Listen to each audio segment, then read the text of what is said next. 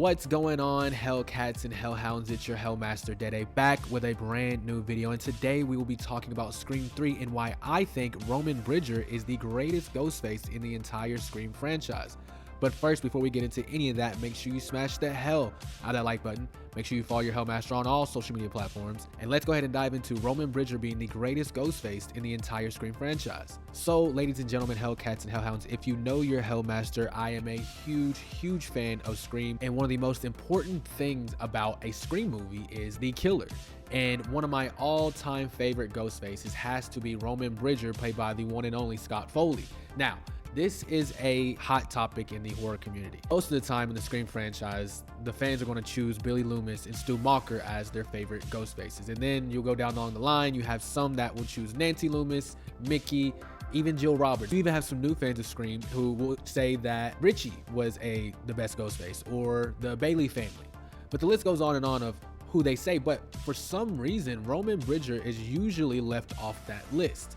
Now, a lot of fans don't like the whiny little brother aspect to it, but I thought it was a really cool aspect. Now, you can say that he was whining, and in some sense, you're correct, he was, but I see it as Sidney Prescott got the life that Roman wanted, right? Roman never had a father because of Sidney's mother messing up his family. His motive was really believable. I mean, we've all been there. We've all had that little brother or little sister who either get everything they want or take from you, right? And in this aspect, Roman never had anything that Sidney had. Sidney had the father, Sidney had the mother. And not only that, Roman started everything with Billy Loomis and Stu Macher. He started the entire Scream franchise. If it wasn't for Roman, Billy Loomis and Stu Macher, yeah, they could have went after Sidney, but he was the one who got everything started.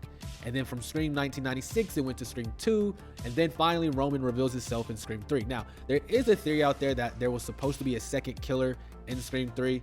I'm not going with that theory in this video. This theory is strictly off of the soul killer Roman.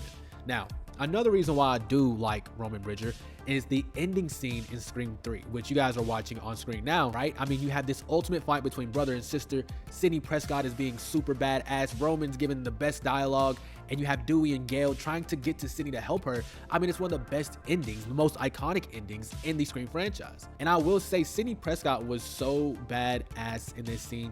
She has a lot of iconic one-liners, and just the fight scene itself was badass because, like I said, you're watching on screen now. It is a really cool fight scene. So with that being said, I do think Roman is, in my opinion, the greatest Ghostface. He started it all. If it wasn't for Roman, there would be no Scream, technically. Now, again, you can go down the rabbit holes and say, well, if it wasn't, Roman, Stu Macher, and Billy Loomis would have eventually got Sidney.